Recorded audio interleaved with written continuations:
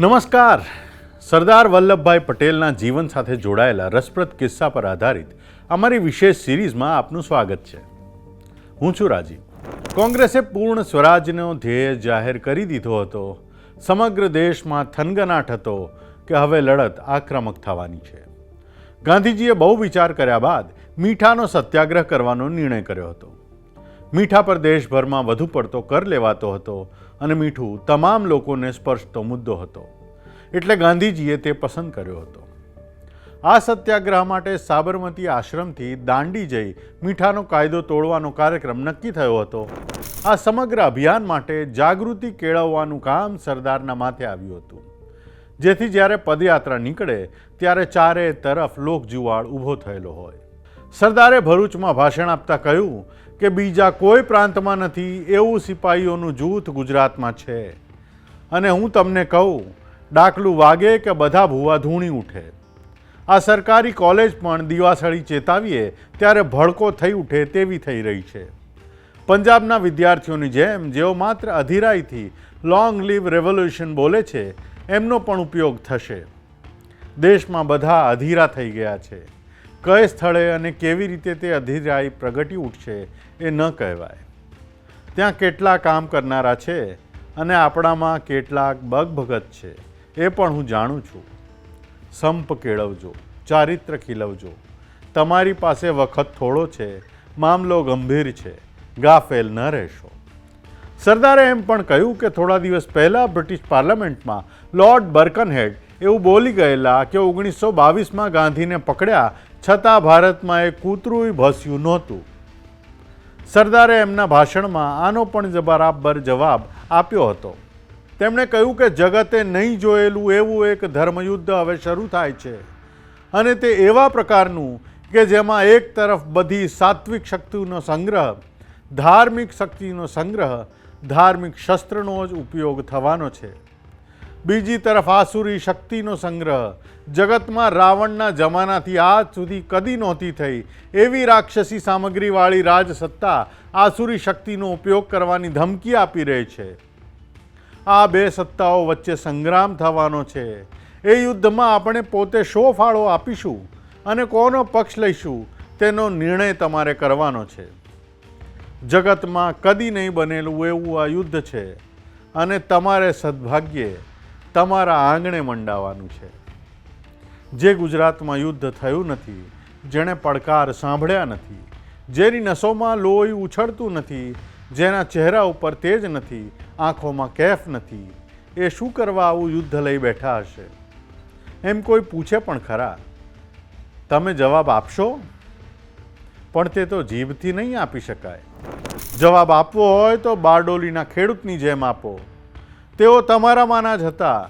આખા ગુજરાતમાં નરમમાં નરમ એ પોચા ખેડૂતોએ વગર હથિયારે એકવાર તો આ સલ્તનતની મુંડી નીચી કરાવી છે. આ ગુજરાતીઓ બીજી વાર ભયંકર યુદ્ધ ઉપાડે છે તે હિન્દને ઇજ્જતની ખાતર. ગુજરાતને પોતાનો ઇતિહાસ વાંચવા મળે તે માટે, અને વડીલોએ પોતાનો હિસ્સો એ લડતમાં આપેલો એ જાણી ભવિષ્યની પ્રજાને ઊંચી ડોકે ફરવાનું થાય એ માટે આ લડતમાં ભળવામાં તમને મગરૂરી થવી જોઈએ. સરદારે વધુમાં ઉમેર્યું કે તમે નજરે જુઓ છો કે આપણે બધા નિશસ્ત્ર છીએ. આપણે રાક્ષસી સામગ્રીનો મુકાબલો કરવાનું કહેતા નથી. આપણે એટલી જ તાકાત બતાવીએ કે આ સરકારને બસ સાથ નથી આપવો, તો એના હથિયારનો ઉપયોગ કરવાનો વખત જ નહીં આવવાનો. સરકાર પણ હવે સમજી તો ગઈ છે કે હથિયારનો ઉપયોગ કરે હવે વળવાનું નથી, ને રાજ્યનો પલટો કર્યા વિના ચાલવાનું પણ નથી. આ સરકારને પાપે આપણે એટલે દરજ્જે પાયમાલ થયા છીએ, છતાં તેને શા માટે સાથ આપીએ? માટે હવે તૈયારી કરજો. તમે તૈયારી નહીં કરો તો તમારે ખાતર લડનારાઓને વધારે ભોગવવું પડશે. 8, 10, 15 દિવસે કાયદાનો સવિનય ભંગ થવાનો છે. એવા પ્રકારે અને એવી વ્યક્તિઓ મારફતે કે જે અહિંસાત્મક હોય, જેનામાં ક્રોધ ન હોય, ઈર્ષા ન હોય, જેની સાત્વિકતા શુદ્ધતાની શંકા ન હોય. એવો એક ધાર્મિક યજ્ઞ થયે એની શુદ્ધતાની ખાતરી થાય. શરૂ કરનાર અને એના સાથીઓ પકડાશે. એને પકડે તો તમે શું કરશો એ વિચારવાનું છે. ઇંગ્લેન્ડનો એક મુત્સદી હમણાં જ બોલી ઉઠ્યો કે ગાંધીને 1922માં પકડ્યો ત્યારે હિન્દુસ્તાનમાં કૂતરું ભસ્યું નહોતું. એક રીતે એક વાત સાચી છે ને જૂઠી છે. બારડોલીની લડત શરૂ કરવાની હતી તે તેમણે બંધ રાખી, તલવાર મ્યાન કરી. જો બે ક્ષત્રિયો લડતા હોય તો એક તલવાર મ્યાન કરે ત્યારે બીજો ઘા ન કરે. ઘા કરનાર ક્ષત્રિય નહોતા, માયાવી રાક્ષસી લડવૈયા હતા. તેમણે ઘા કરી ગાંધીજીને પકડ્યા. તેમ છતાં ગાંધીજીએ તમામ કામ કરનારાઓને મનાઈ હુકમ આપ્યો કે મારી પાછળ આવવાનું નથી, તમે જેલો ભરવાની ચળવળ ન ઉપાડશો. પરિણામે ખૂબ શાંતિ રહી. આનો અર્થ એમ કરવામાં આવ્યો કે એક કૂતરું ન ભસ્યું. પણ જ્યારે તલવાર મ્યાન નહોતી કરી ત્યારે તો તેમના પણ હાજા ગગડી ગયા હતા. એણે કબૂલ કર્યું હતું. વાઇસરોયને ગમ પડતી નહોતી કે શું કરવું. મુંબઈનો ગવર્નર બોલી ગયેલો કે સ્વરાજ્ય હાથ વેંતમાં હતું. સરદારે આગળ કહ્યું કે મહાત્માજીએ 15 વર્ષ સુધી તમને શીખવાડ્યું છે. ત્યાં રહી સાબરમતીને કાંઠે બેઠા બેઠા આટલું આપી દીધા પછી એમને આજે નવું શું કહેવાનું હોય? હવે કહેવાનું કશું નથી. હવે તમારો હિસાબ નીકળશે. એ તો દુનિયાનો શ્રેષ્ઠ પુરુષ ગણાય છે. એના જોટાની જીવતી બીજી વ્યક્તિ જડતી નથી. જગત તમને હિસાબ પૂછશે, તમે શું કર્યું? એણે તો કામ કરી દીધું અને કરશે. એના પછી એના સાથીઓ પકડાશે ત્યારે તમારી ગુજરાતીઓની કસોટી થવાની છે. શું કરશો તે આટલા વર્ષ તેની કેળવણી લીધા પછી હજુય તમારે જણાવવાનું ન હોય. સરકાર પૂછે છે કે તમે હિન્દુ મુસલમાન શું કરશો? મુસલમાન કોઈ તમે એવો દીઠો જે એમ કહે કે મીઠા ઉપરનો કર સારો છે, એને કાયમ રાખો. હિન્દુ મુસલમાન બધા જ સાથે છે. ગામે ગામ કહે છે કે તમે કહો છો તે ખરું છે. આ જમીનોના મહેસૂલ જુલ્મી છે, મહેસૂલ અડધું થવું જોઈએ. કોઈ મુસલમાન લોકોને દારૂ પીવાનું નથી કહેતા. મોટા મોટા હોદ્દાવાળા લોકો લડાવવા મથે છે. બાકી ગામડામાં રહેતા મુસલમાને તો કશું લડવાનું સૂઝતું નથી. જેમને સરકારના હોદ્દાઓ જોઈએ છે તેમને લડાવવાનું સૂઝે છે. સરકાર રોજ કહે છે કે અમે તમને શાંતિ આપી. એ શાંતિ શું કરવાની? પેટમાં ચૂંક વળે છે, ખાવા ધાન નથી, નસોમાં લોહી નથી, ડોળા તગતગે છે. હવે તો એ અને આપણે છેવટનો ઉપાય અજમાવી લઈએ. સાબરમતીમાં બેઠો બેઠો મુઠ્ઠી હાડકાનો માણસ રેડિયો ફેરવી સરકારને હલાવે છે એ એક કૌતુક છે. એણે તમારા પર મદાર બાંધેલી છે. તમે શું કરવાના છો? આજ સુધીનો ઉપદેશ ઝીલ્યો છે તેની કિંમત થવાની છે. સૂર્ય ઉગે ને પ્રકાશ થાય તેમ આપોઆપ રસ્તો જડશે. પકડાપકડી થવા દો, પછી દુનિયામાં જાણશે કે કૂતરું ભસે છે કે શું થાય છે. ખેડૂતોને અને બીજાઓને પૂછું છું કે ઈશ્વરમાં શ્રદ્ધા છે? ખુદામાં તમે માનો છો? જન્મ્યા તે મરે છે તે જાણો છો? મરણમાંથી કોઈ છૂટવાના નથી. નામર્દના મોત મરવા કરતાં બહાદુર અને આબરૂદારના મરણે મરતા શીખો. તોપોના ધડાકા થાય, વિમાનોમાંથી બોમ્બના ભડાકા થાય, ધાણી ફૂટે એમ માણસો મરતા હોય ત્યારે ઇતિહાસને પાને નામ તો ચડે. આવા દિવસ આપણે ત્યાં ક્યારે આવે? ત્યારે આવે કે જ્યારે કોઈ પણ ગુજરાતી સરકારને સાથ ન આપે. દાંડી કૂચ થવાની હતી એ માર્ગની આજુબાજુના ગામોમાં સરદાર સતત આવા તેજીલા ભાષણો કરીને લોક જુવાળ ઊભો કરી રહ્યા હતા. ત્યારે 7મી માર્ચે દાંડી કૂચ શરૂ થવાના 5 દિવસ પહેલાં સરદાર બોરસદ તાલુકાના રાસ ગામે ગયેલા. એમને સાંભળવા હજારો માણસ ગામને પાદર વડ નીચે ભેગું થયેલું. સ્થાનિક મેજિસ્ટ્રેટે ત્યાં જઈને સરદારને ભાષણ ન કરવાની નોટિસ આપી અને પૂછ્યું, શું કરવા ધારો છો? સરદારે કહ્યું, મારે એ નોટિસનો અનાદર કરવો છે. પહેલાં એ કહ્યું, પરિણામનો વિચાર તમે કર્યો જ હશે. સરદારે કહ્યું, ગમે તે થાય, હું અનાદર કરીશ. સરદારે ભાષણ શરૂ પણ નહોતું કર્યું પણ આટલી વાતચીત ઉપરથી જ તેમને પકડવામાં આવ્યા. આ સરદારની આટલા વર્ષોમાં પહેલી ધરપકડ હતી. ત્યાંથી એમને બોરસદ લઈ જવામાં આવ્યા. ત્યાં મેજિસ્ટ્રેટની અદાલતમાં સરદારનો કેસ ચલાવવાનું ફારસ ભજવાયું. અદાલતમાંથી વકીલોને બહાર કાઢવામાં આવ્યા. જિલ્લા મેજિસ્ટ્રેટ, નોટિસ આપનાર મેજિસ્ટ્રેટ અને જિલ્લા પોલીસ વડા એ ત્રણેય મળીને કુંડાળા વાળ્યા. નોટિસ બજાવનાર મેજિસ્ટ્રેટ અને એસપી તથા બીજા એક સ્થાનિક પોલીસ અમલદારની જુબાનીઓ સરદારની ગેરહાજરીમાં લીધી. તે વખતે સરદારને અદાલતના ઓરડાની પાછળની એક ઓરડીમાં મેજિસ્ટ્રેટની ચેમ્બરમાં બેસાડ્યા હતા.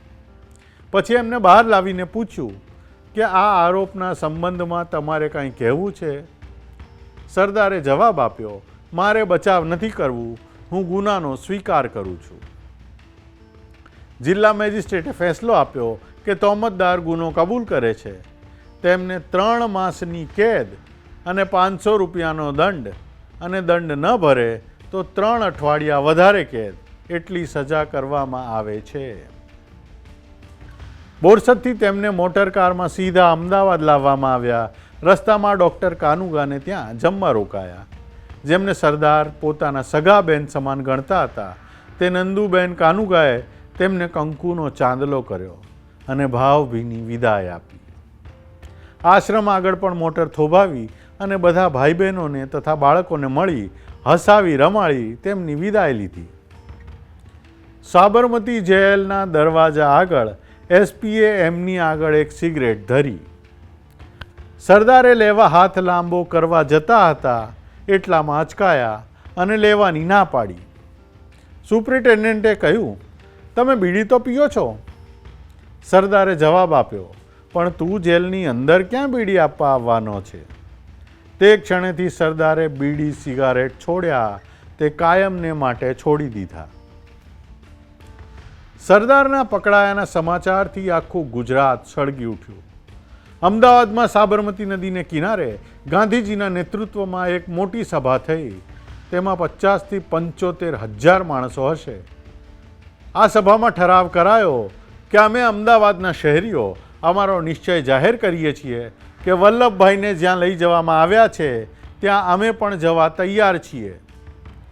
જ્યાં સુધી દેશને સ્વાધીનતા પ્રાપ્ત નથી થઈ ત્યાં સુધી અમે જંપીને બેસીશું નહીં અને સરકારને જંપીને બેસવા દઈશું નહીં.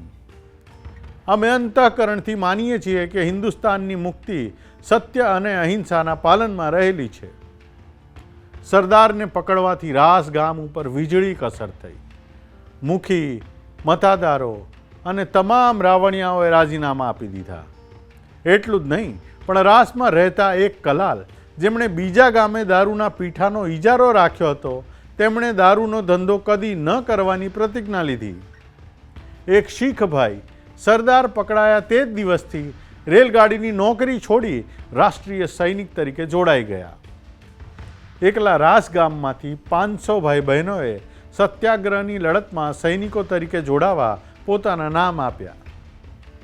ધરપકડને ત્રીજે દિવસે મહાદેવભાઈ સરદારને જેલમાં મળવા ગયા. એનું વર્ણન મહાદેવભાઈની રસિક શૈલીમાં પોતાના પુસ્તકમાં રજૂ કરતા લખ્યું છે કે એનું એ જ ખડખડાટ હસવું, એના એ જ કટાક્ષ અને એનો એ જ ખુશમિજાજ. કોને લાગે કે સરદારના જેલમાં દર્શન કરીએ છીએ? ગાંધીજીને એકવાર જવા દો ને, પછી બધું કરી બતાવીશું એમ કહીને સૌને કુતૂહલને શમાવતા સરદાર ગાંધીજીની પહેલા જેલમાં ચાલ્યા જશે એમ કોઈએ ધાર્યું નહોતું. બોરસદમાં તો ગાંધીજી આવે ત્યારે લોકોએ શું કરવું એ તેમને સમજાવવા જ તેઓ ગયા હતા. તેમણે જેલમાં લઈ જતા હતા ત્યારે આશ્રમ આગળ તેમની મોટર 10 મિનિટ રોકાયેલી. તે વખતે આચાર્ય કૃપલાણીએ તેમને કહેલું કે આખરે આમ બાપુને દગો દઈને આગળ જાઓ છો. એટલે ખડખડાટ હસતા સરદાર બોલ્યા, દગો તો સરકારે દીધો. બોરસદમાં મને પકડવાના છે એમ જાણ્યું હોત તો હું જાત જ શા માટે? મહાદેવભાઈ અને સરદારના ગુજરાતી સંવાદમાં જેલ સુપ્રિન્ટેન્ડન્ટને ગતાગમ પડતી નહોતી, એટલે એણે મહાદેવભાઈને અંગ્રેજીમાં વાતો કરવા આગ્રહ કર્યો. જેનો જવાબ આપતા મહાદેવભાઈએ કહ્યું કે હું જો મારા બાપની સાથે અંગ્રેજીમાં બોલું તો વલ્લભભાઈની સાથે અંગ્રેજીમાં બોલું. બાકી તમે એવો જ આગ્રહ કરશો તો હું મુલાકાત જવા દઈશ, પણ અંગ્રેજીમાં નહીં બોલું. સુપ્રિન્ટેન્ડન્ટ ગૂંચવાયો એટલે સરદારે હસતા હસતા કહ્યું કે આશ્રમવાળા લોકો એવા જ હોય કે ધારેલું જ કરે, એ તો અંગ્રેજીમાં નહીં જ બોલે. સુપ્રિન્ટેન્ડન્ટ ઘૂંટડો ગળી ગયો. એણે કહ્યું, સારું, ત્યારે એટલી શરતે કે તમે ગુજરાતીમાં બોલો તે હું ન સમજું, ત્યાં મને અંગ્રેજીમાં સમજાવજો. એટલે મહાદેવભાઈએ કહ્યું કે એ વાત બરાબર. પછી મહાદેવભાઈએ સરદારને પૂછ્યું કે અહીં તમને કેવી રીતે રાખે છે? સરદારે કહ્યું, ચોર લૂંટારાને જેવી રીતે રાખે છે તેવી રીતે મને પણ રાખે છે. બહુ આનંદ છે. આના જેવી લહેર જિંદગીમાં કોઈ વાર આવી નહોતી. વળી મહાદેવભાઈએ પૂછ્યું કે પણ નવા જેલ નિયમો તમને લાગુ પડતા નથી? સરદારે કહ્યું કે સુપ્રિન્ટેન્ડન્ટને એ નિયમોની ખબર નથી અને જેલ મેન્યુઅલ મને જોવા આપતા નથી. મહાદેવભાઈએ પૂછ્યું કે તમને કોની સાથે રાખ્યા છે? ક્યાં રાખ્યા છે? સરદારે કહ્યું, ગુનો કરવાની આદતવાળા યુવાનોનો વોર્ડ કહેવાય છે તેમાં. જોકે ત્યાં કોઈ યુવાનો તો નથી જ. પહેલે દિવસે તો આપણા જલાલપુરવાળા બિરાદરો જેઓ દારૂના પીઠાની ચોકી કરતા 1 વર્ષની સજા મેળવીને આવ્યા છે તેઓ મારી સાથે હતા, પણ તેમને તુરત ખસેડવામાં આવ્યા. અમારી ખોલી સાંજે 5:30 વાગે બંધ થાય છે અને સવારે 7 વાગે ખુલે છે. કાલે રવિવાર હતો એટલે બપોરે 3:30 વાગ્યાના પૂર્યા. પછી મહાદેવભાઈએ પૂછ્યું કે સૂવાને માટે શું? સરદારે જવાબ આપ્યો કે એક ખાસ્સો કામળો આપ્યો છે ને તે ઉપર આળોટીએ છીએ. મને પહેલે દિવસે લાગેલું કે ઊંઘ નહીં આવે, પણ બીજે દિવસે તો ઘસઘસાટ ઊંઘ આવી. તે એવી આવી કે બહાર કદી આવી નથી.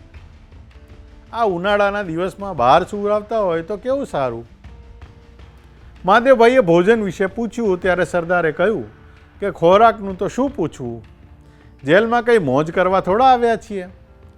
બપોરે કંઈક જાડા રોટલા અને દાળ અને સાંજે રોટલા અને શાક એમ આપે છે.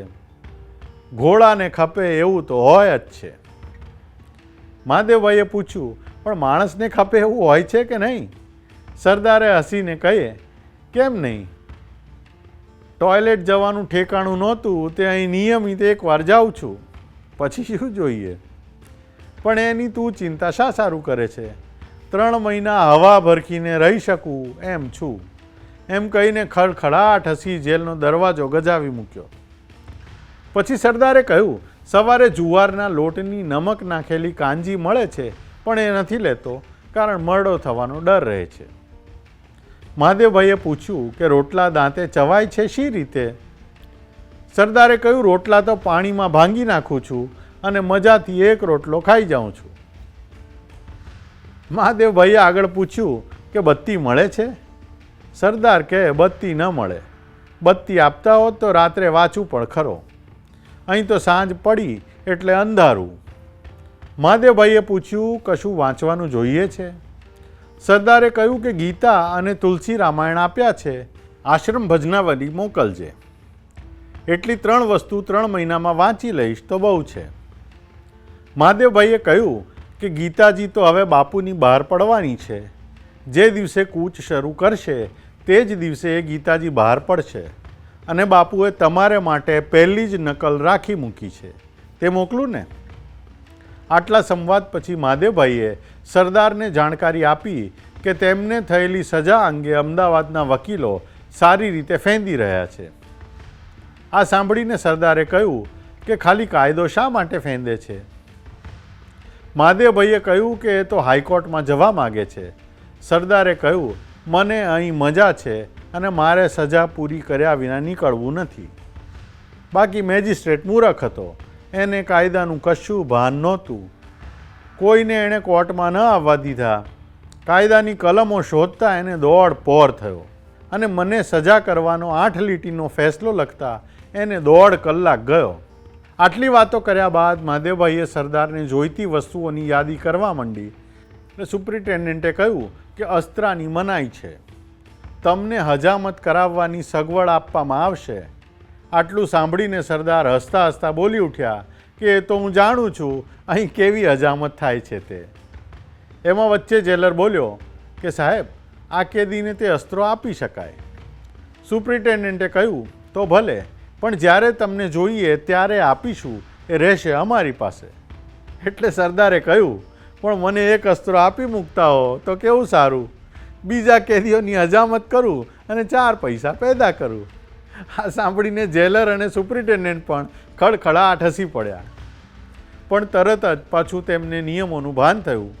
ઘડીકવાર માણસ બનેલા તે પાછા યંત્ર બન્યા અને બોલ્યા, એમણે સાબુની માગણી કરી છે, પણ સુગંધી સાબુ ના મોકલશો, સુગંધી સાબુની અનુમતિ નથી.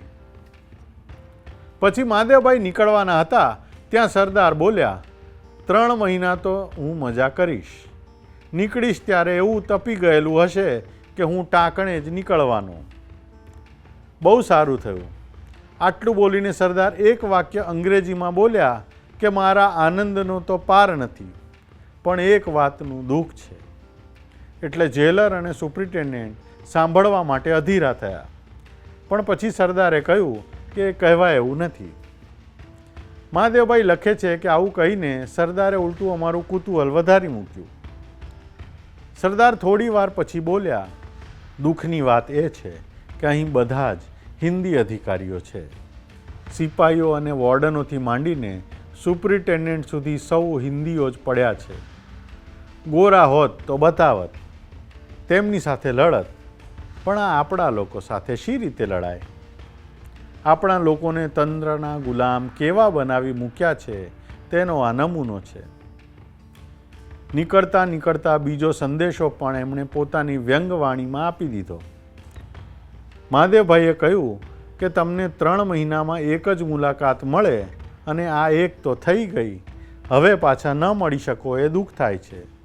એટલે સરદાર કહે, મને કોઈએ મળવા આવવાની જરૂર નથી, ઉલટા કોઈ મળવા આવે તો મને યાદ આવે છે કે હજી આભાર રહેલા છે.